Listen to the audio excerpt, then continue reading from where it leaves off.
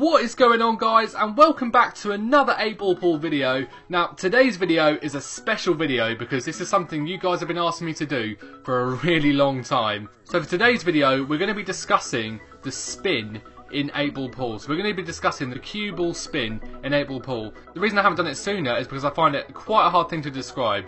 I mean, it just comes natural to me. I've never really thought about it, but I play cue sports in real life. So I guess that could have something to do with the fact that I understand how spin would work, and the physics system in 8-Ball Pool is pretty realistic, it has to be said.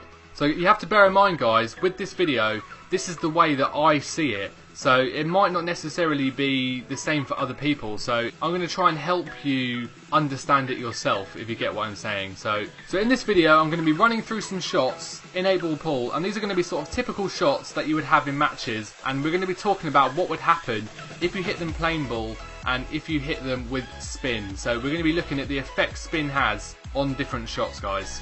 So before we even get started and start analysing shots and all that sort of stuff, the first thing I'm going to say is that the cue spin you add to the cue ball only affects what happens to the white. So if you hit a shot and you add lots of left hand spin, it's not going to change the angle of the shot. It's not going to throw the ball off or anything like that. Now in real life that is what would happen. You'd have to actually adapt the angle to fit with the spin, but in 8-Ball Pool, regardless of where you hit the white ball, the ball still goes in at the same angle. Basically you can use spin to get the white to places that you wouldn't be able to do if you were hitting it plain ball. If you watch my no spin challenge video that I did recently, you will see that it is quite difficult to move the white around the table without using spin. So you do need to learn how to use spin to be able to maneuver the white comfortably and to get onto the next shot with ease. So before we get started on side spin, we're just going to talk a little bit about top spin and back spin. Now, it is worth talking about because I think there's things you can do that will help you without you actually needing to use side spin. So one of the things I used to do in 8-Ball Pool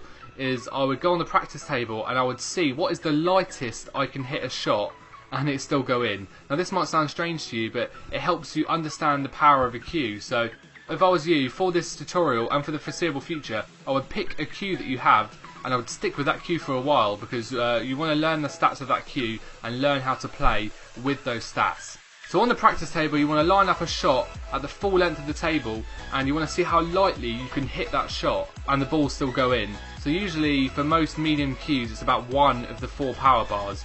After you've done that and you've learned what the lightest you can hit of a shot plain ball to go in, you want to put maximum screw back on and then do that same shot again, and you'll see that the white actually doesn't reach. So this is a good example of showing that when you add screw back you need to hit the ball a little bit harder to get the same effect.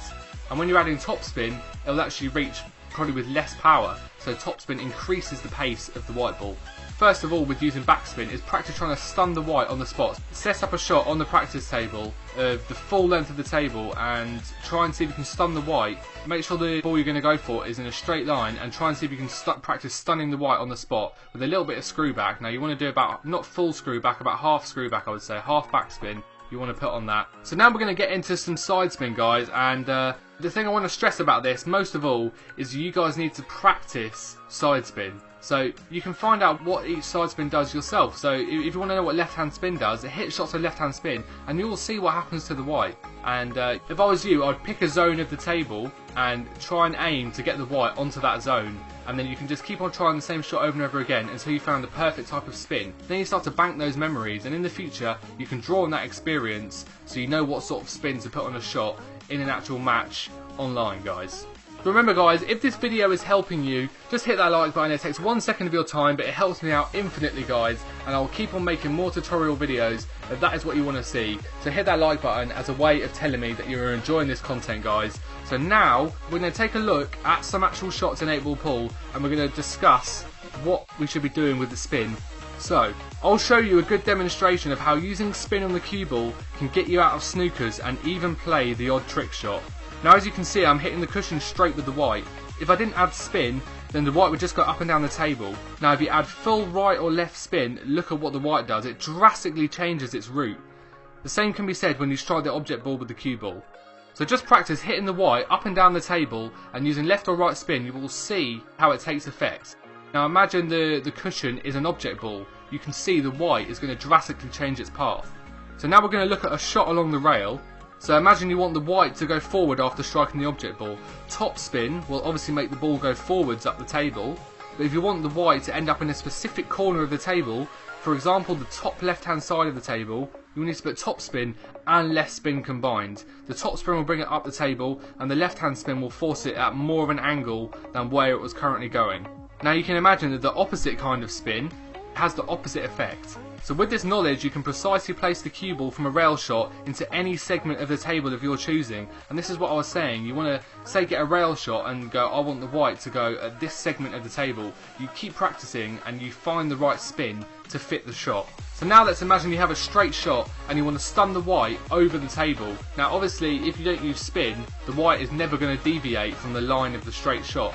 Using extreme left or right spin and hitting it hard, but you don't want to add topspin or backspin, you just want to hit it in the middle of the ball but to the left or right hand side, and stun the white over. So even though the shot is straight and there is no angle, you can force an angle out of the shot and get yourself into prime position. So now we're going to look at the effect spin can have and playing a screw back off the cushion. Say we're screwing a straight ball into the pocket and we're going to screw the white back off and it's going to come off the cushion. Look what happens if you hit it plain ball. The white just comes off the cushion and lands square. Now say you want to bring the white further up the table.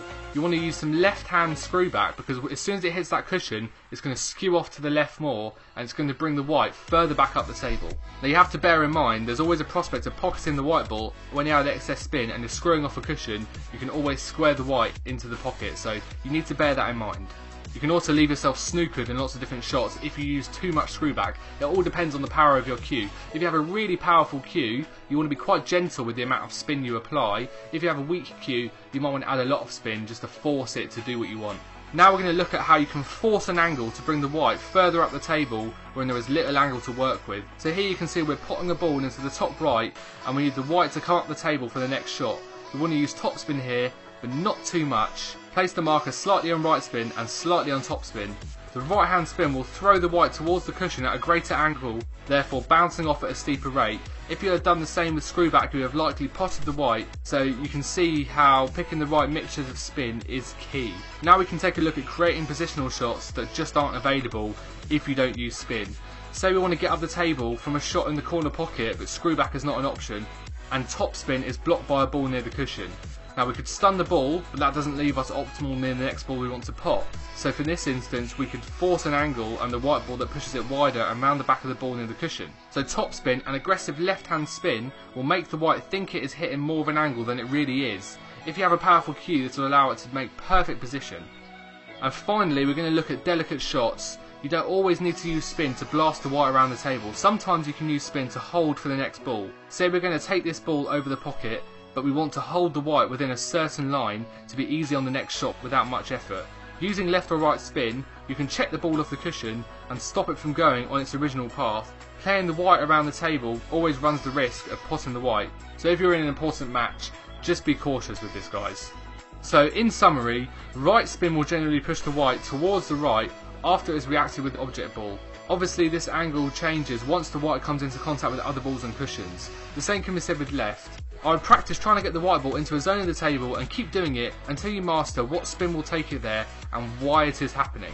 This just takes time for the brain to get used to spin and starts to bank the memories. If you're really keen to understand it, you can always get on a real pool or snooker table and try the shots in the video, guys. There's nothing like actual real life experience to help you understand spin in cue sports. Now remember, guys, that I'm always here in the comments ready to answer your questions, and I'll try to respond to every single person who leaves a comment. So if you have any questions about any of the subjects of this video, please don't hesitate to come and chat to me and I will try and help you the best I can.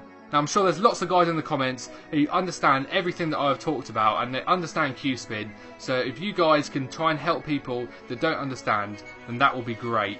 Also, if there's anything I missed in the video, feel free to let me know in the comments and let me know your opinion of cue spin and 8-ball pool. I really want to know your thoughts and opinions, and I look forward to chatting to you guys in the comments. So if this video did help you guys, just hit the thumbs up. It only takes a second of your time and it really helps me out and it helps the channel infinitely, guys, so I appreciate all the support I can get from you guys on this spin tutorial. I know you guys have been wanting this for a long time. Well, thanks for watching, guys. I hope this video helped you, and I'll see you soon for more 8-ball pool videos. It feels right, it feels right, yeah. I can only say that it feels right, it feels right, it feels right, yeah. I can only say that it feels right.